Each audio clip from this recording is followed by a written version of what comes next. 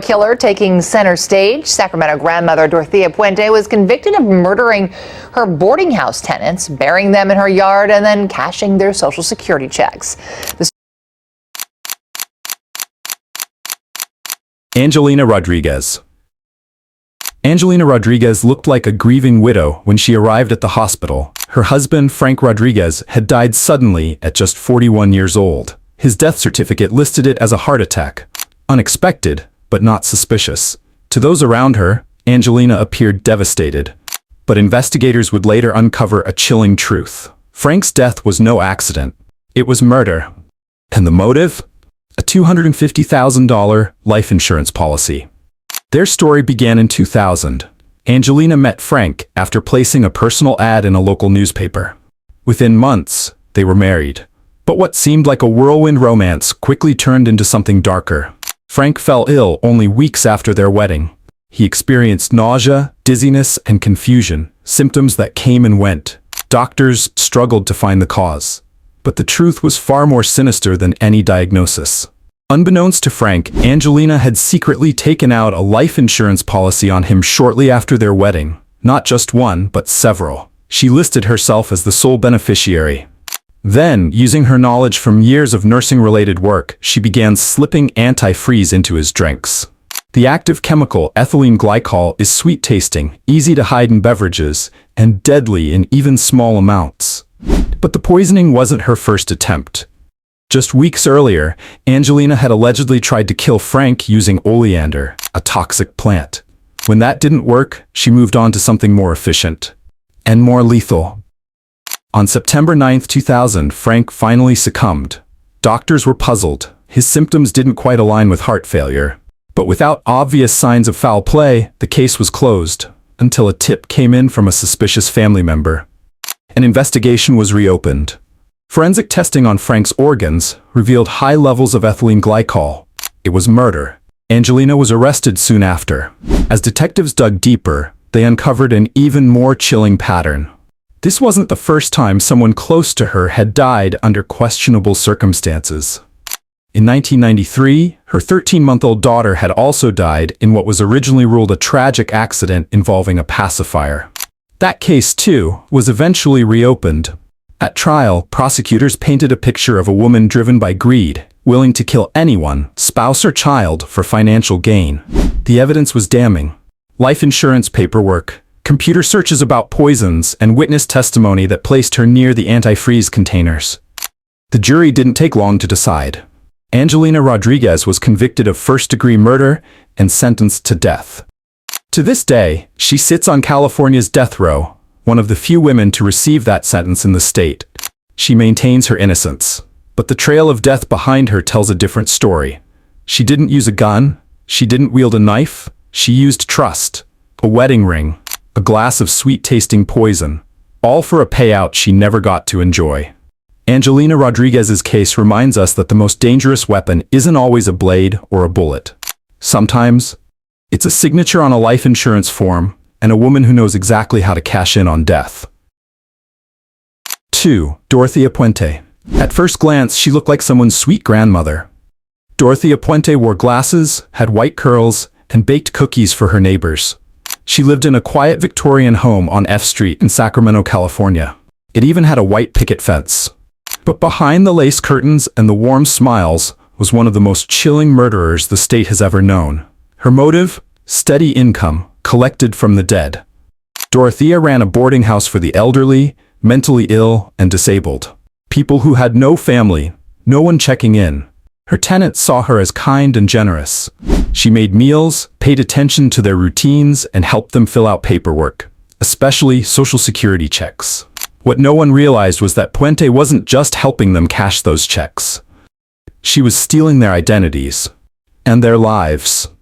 In the early 1980s, Sacramento police received several reports of missing people associated with her home, but Puente always had an answer. They left, she'd say. They moved to another town. It wasn't until 1988 that one man's disappearance set off a deeper probe.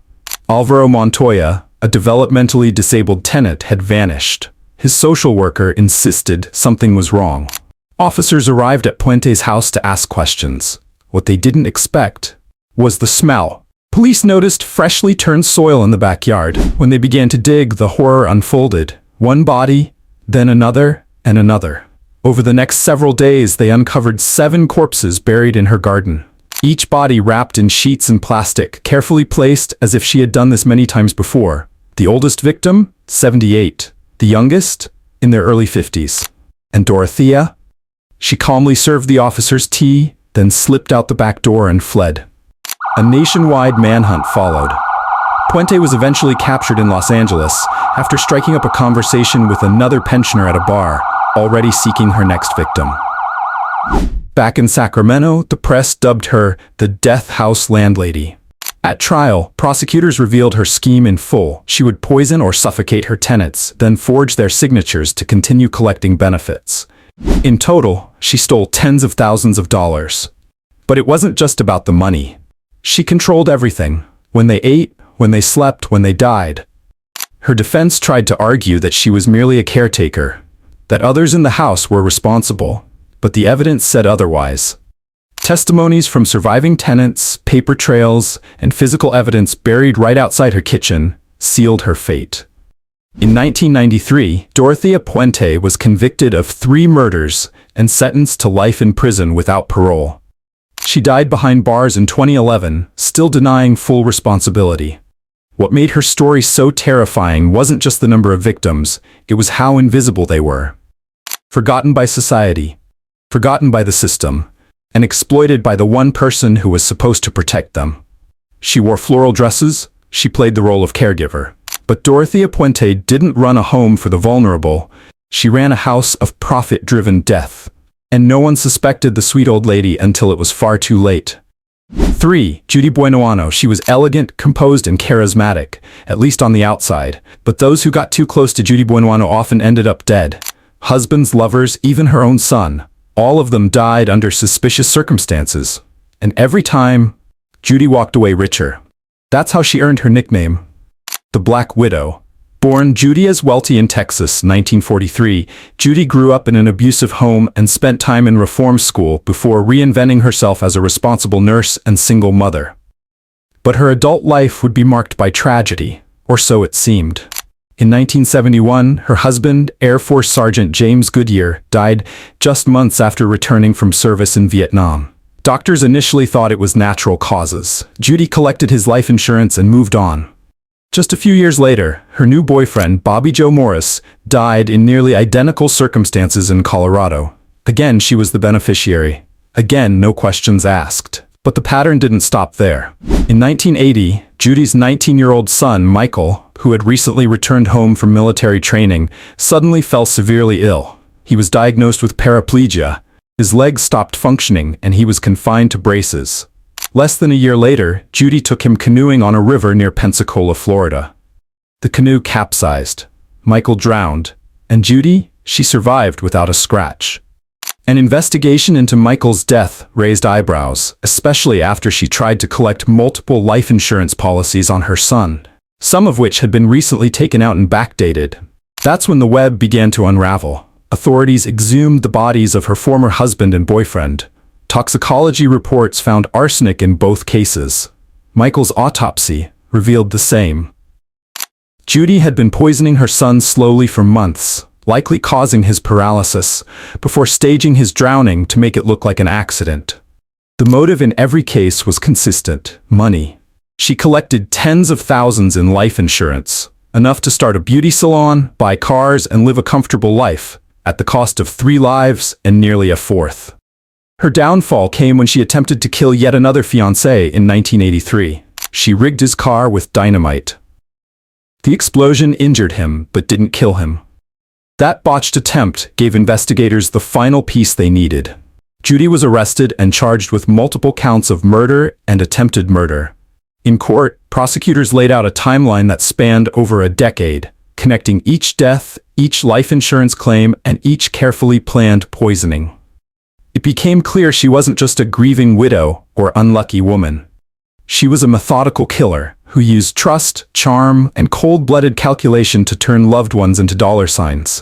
In 1985, Judy Buenoano was convicted and sentenced to death. She became the first woman executed in Florida since 1848. In March 1998, she was strapped to the electric chair at Florida State Prison. She showed no remorse, no emotion, just the same controlled face she had shown during every funeral. Judy didn't wear a mask of madness. She wore a mask of grief. But behind it was pure greed and a deadly willingness to destroy anyone who stood between her and a payout. 4. Larissa Schuster. She was a biochemist, a mother, a woman with a successful career and a nice home in Clovis, California. But behind the lab coat and suburban smile, Larissa Schuster was plotting one of the most horrific murders the state had ever seen. It wasn't just a crime of rage. It was calculated, scientific, and all for one thing: financial control.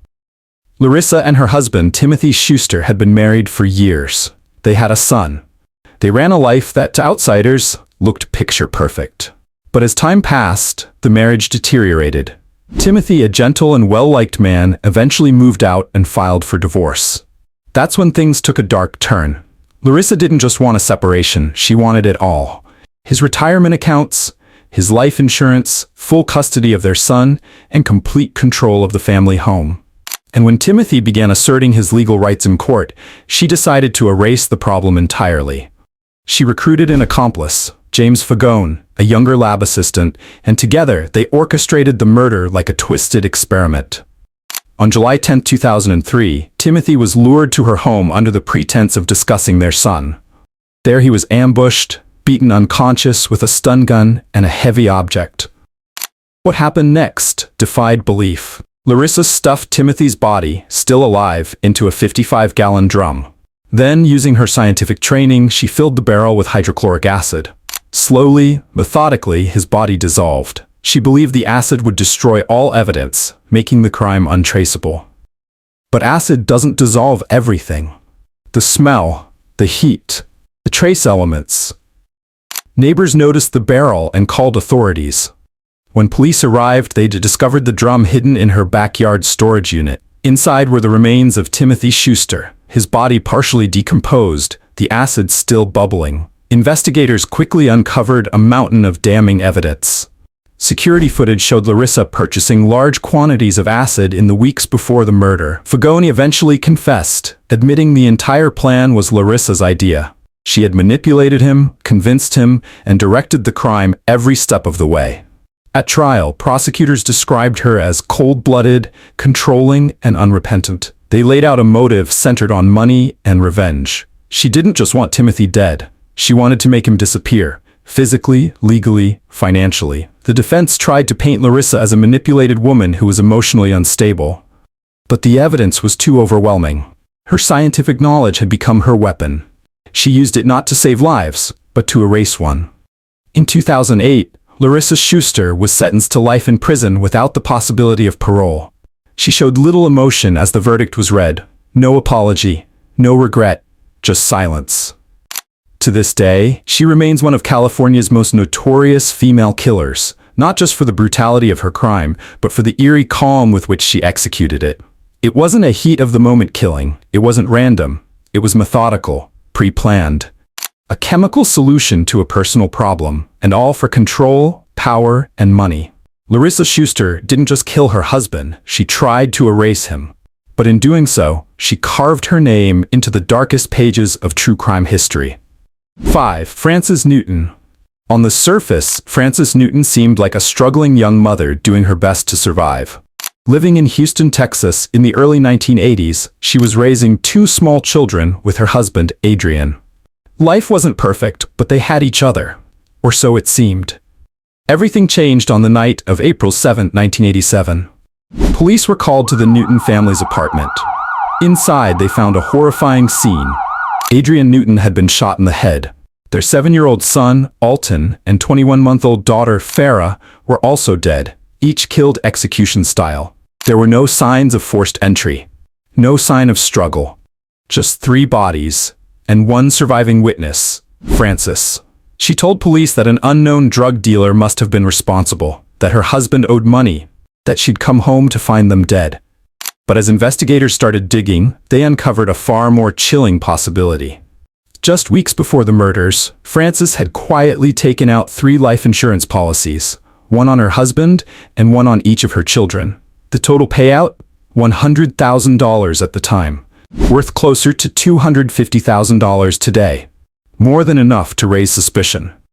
Then came the inconsistencies. She told police she had nothing to gain from the deaths. But investigators discovered she'd signed the policies herself, listing a cousin's address to conceal them from her husband.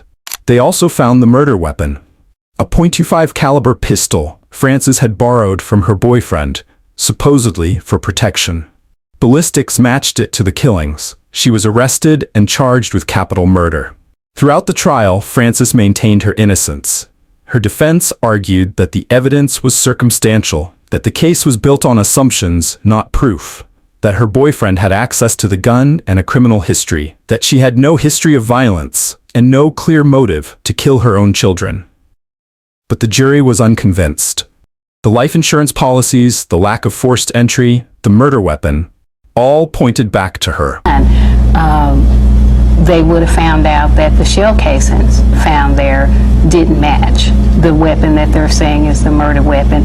That still hasn't been brought up in any of the court hearings, you know, and that's a major, that's something I didn't know, but that one of the attorneys working on the case now told me about, that and those are like fingerprints. It's something that wasn't brought up in trial, you know, and I think that the jury should be able to... Frances Newton was ultimately executed by lethal injection on September 14, 2005. She became the first black woman executed in Texas since the Civil War era. To this day, her case remains deeply polarizing. Some believe justice was served, a cold and calculated murder for money. Others believe she may have been a victim of a flawed system, punished for a crime she didn't commit. But whether guilty or not, the story of Frances Newton forces an uncomfortable question. When tragedy and profit intersect, how do you untangle grief from motive?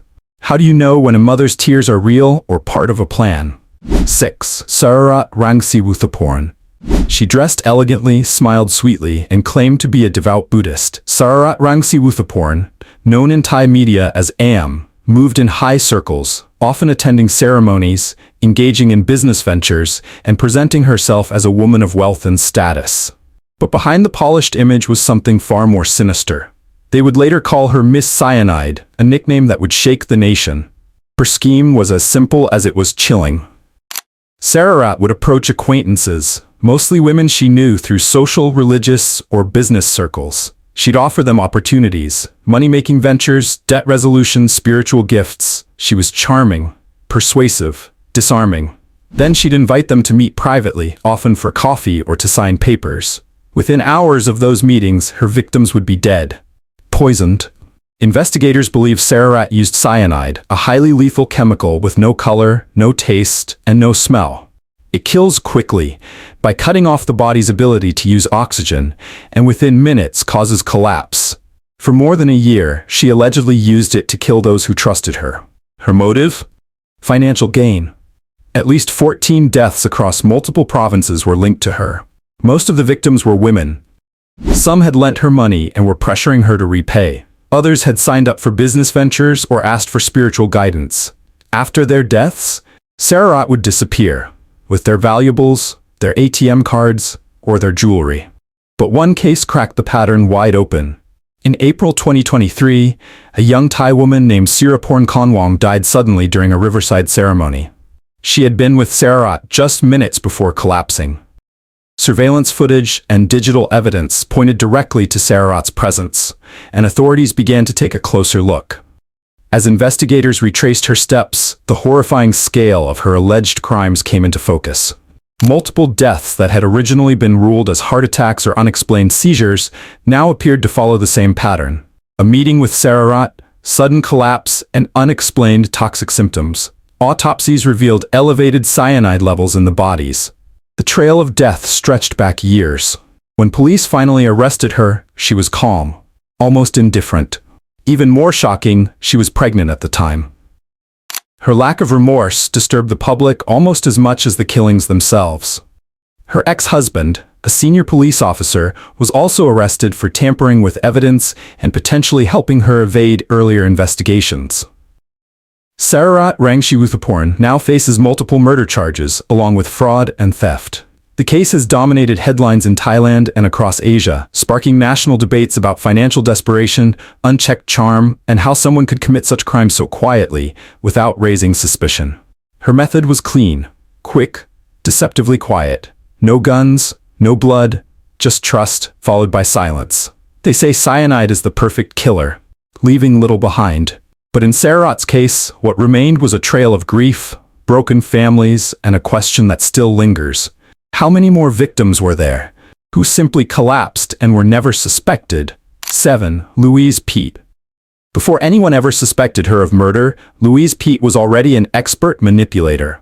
Born in the late 19th century in Gentile, Louisiana, she learned early how to blend charm with ambition.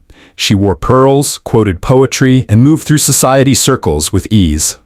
But beneath the polished exterior was a woman with a deadly drive for wealth and status, no matter the cost. Her crimes spanned decades and shocked the nation, not just because of their brutality, but because they kept happening. Again and again, in different cities, with different names, and always for the same motive, money. Louise Peete's first known killing took place in 1913.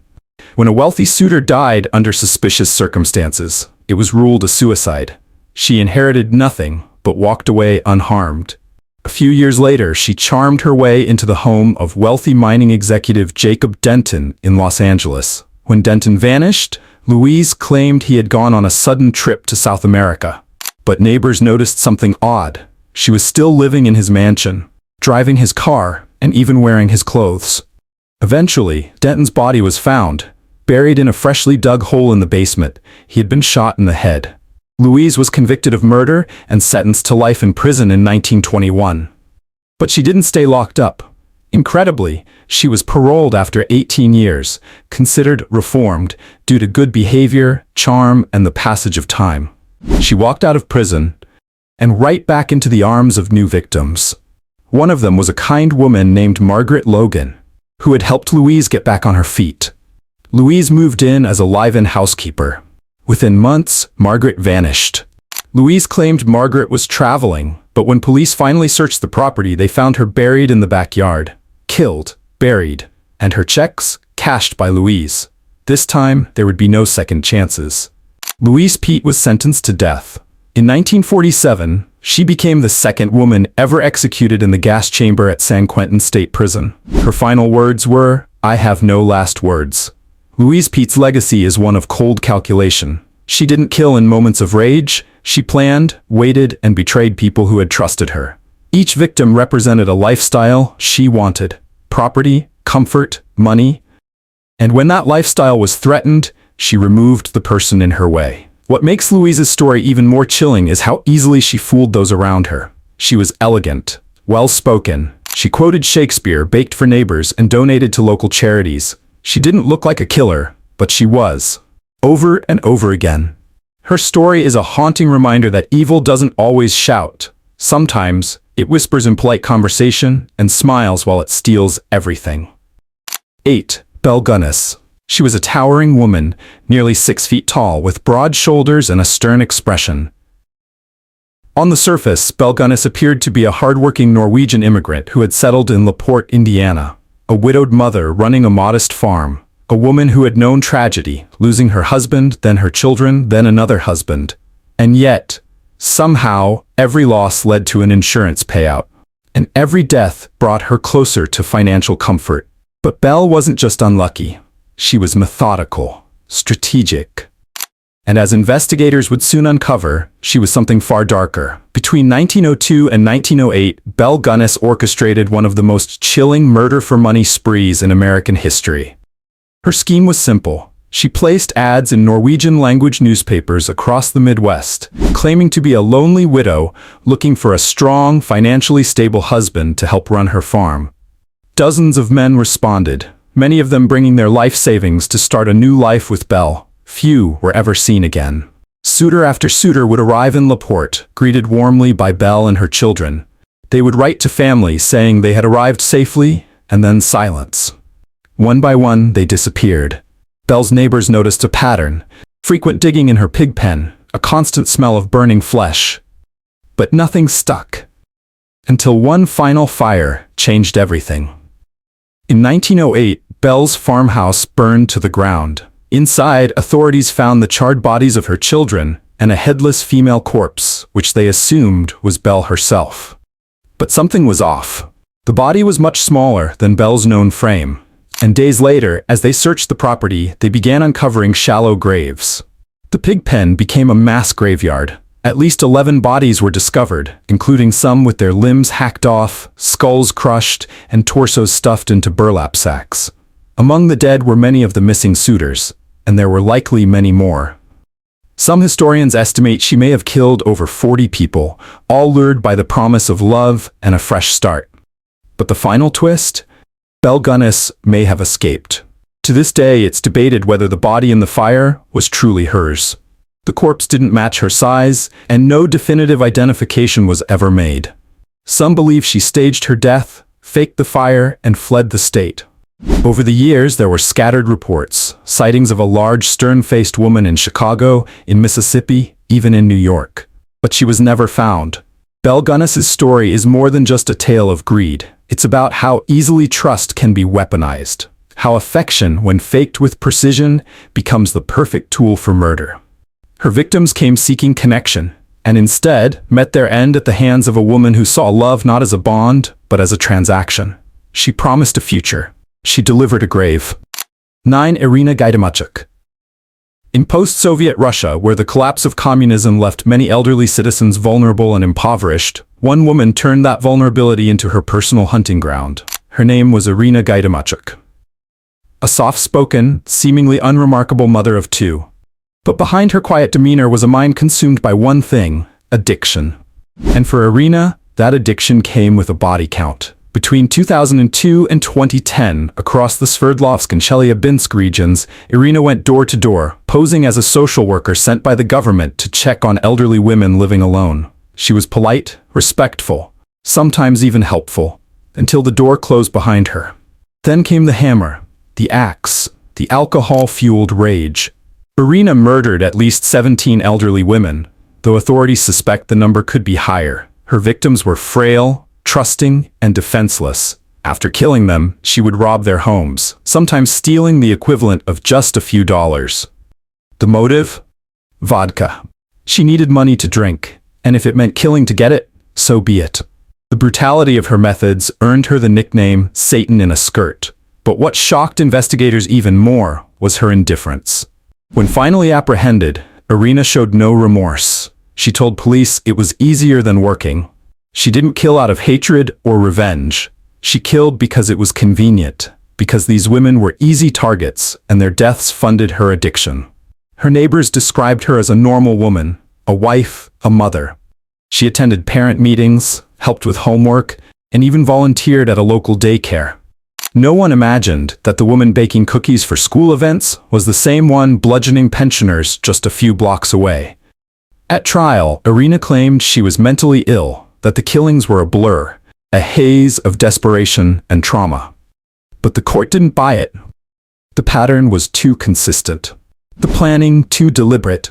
She often dressed in clean, professional clothing to sell her fake identity. She chose her victims carefully, and she always made sure there were no witnesses. In 2012, Irina Gaidamachuk was sentenced to 20 years in prison, the maximum sentence allowed for a woman under Russian law. The decision outraged the public. Many felt it was far too lenient for someone responsible for nearly 20 murders. In comparison, a male serial killer would have faced life or execution. To this day, Irina remains behind bars. But the pain she caused continues to ripple through the families of her victims.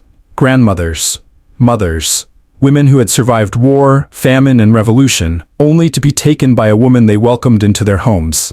Irina Gaidamachuk wasn't a mastermind. She wasn't wealthy. She didn't inherit a criminal empire. But she revealed a horrifying truth.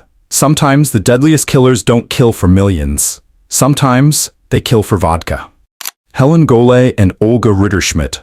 They were the last people you'd suspect. Two elderly women, one a former real estate agent, the other a widow from Hungary. Helen Golay was 77. Olga Rutterschmidt was 75. Dressed in cardigans and sipping coffee in Santa Monica cafes, They seemed like harmless grandmothers. But behind that quiet exterior was a scam so cold-blooded, so carefully executed, it shocked the city of Los Angeles.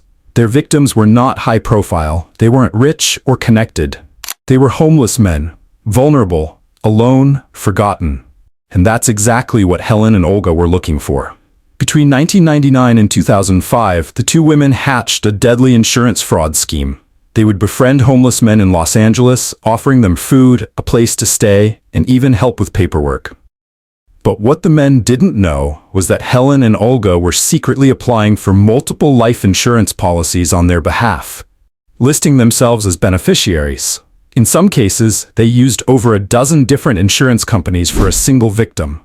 Once the policies were in place, sometimes totaling over $1 million, the men mysteriously ended up dead. Paul Vados was the first. He was found in a Hollywood alley in 1999, apparently hit by a car. No one questioned it. He was a transient, after all. But then, 6 years later, a second man, Kenneth McDavid, was found in a similar condition, run over, lifeless. What investigators noticed this time was that both victims had suspiciously similar life insurance policies, all pointing back to the same two women. The scam began to unravel. Surveillance footage from a nearby parking garage captured a Mercedes SUV, traced back to Helen Golay, fleeing the scene of Kenneth's death. When detectives confronted Helen and Olga, the pair quickly turned on each other.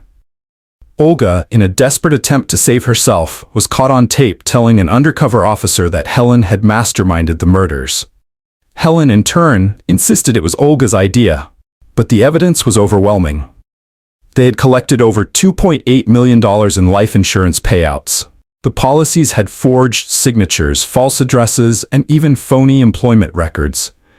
It wasn't just financial exploitation, it was premeditated murder. And the fact that both women continued to attend church, volunteer, and socialize as if nothing had happened made it all the more chilling. In 2008, Helen Golay and Olga Rutterschmidt were both convicted of murder and sentenced to life in prison without the possibility of parole. Their ages made them some of the oldest women ever to receive such sentences in California history. Their story is a stark reminder that greed knows no age, and that sometimes the most dangerous predators don't look like monsters. They look like your neighbor, your grandmother, a sweet old woman offering help to someone with nothing. But in truth, they were hunters, and the people they preyed on had no idea they were being led to their deaths for the price of a policy. They didn't kill out of rage. They didn't strike in the heat of passion. These women weren't pushed to the edge by betrayal or revenge. No, their motive was far colder. It was greed. Simple, calculating greed. From California to Florida, Russia to Thailand, their stories echo the same terrifying truth. When money becomes more valuable than life itself, nothing is off limits. A husband becomes a payout. A child becomes collateral. A stranger becomes a stepping stone to wealth. These weren't random crimes. These were strategies, plans written in ink and blood, often carried out over months or even years. And what's perhaps most disturbing is how many of them hid in plain sight. A church volunteer, a grandmother, a landlady, a wife. They cooked dinner, paid bills, smiled for photographs, all while plotting someone's death. The masks they wore weren't just convincing, they were disarming. Because society doesn't expect a woman, especially an older, soft-spoken one, to be capable of that kind of brutality. But these women didn't just defy expectations. They destroyed them. Some killed for a quick payout, others for a lifestyle. One for as little as a bottle of vodka. And while the motives varied in scale, the core was always the same. Profit over people. Greed over guilt. There's something especially haunting about a murder that's planned not out of emotion, but out of arithmetic. Life insurance, inheritance, retirement checks, murder as math. And that raises the most unsettling question of all. How many others are out there, watching, waiting, calculating, wearing a smile while they sign the paperwork? In the end, many of these women were caught, tried, convicted, and sent to prison for the rest of their lives. Some were even executed, but the true horror lies not in how their stories ended, but in how easily they began. With a signature, a beneficiary form, a quiet decision that someone's life was worth more dead than alive. These weren't crimes of chaos, they were crimes of control. So, as we close this chapter, Ask yourself, would you see it coming if the person you trusted most was looking at you like a dollar sign? If this story gripped you, like, comment, and subscribe. And tell us in the comments, which case shocked you the most and why? Because sometimes the deadliest motive is the one that wears a smile.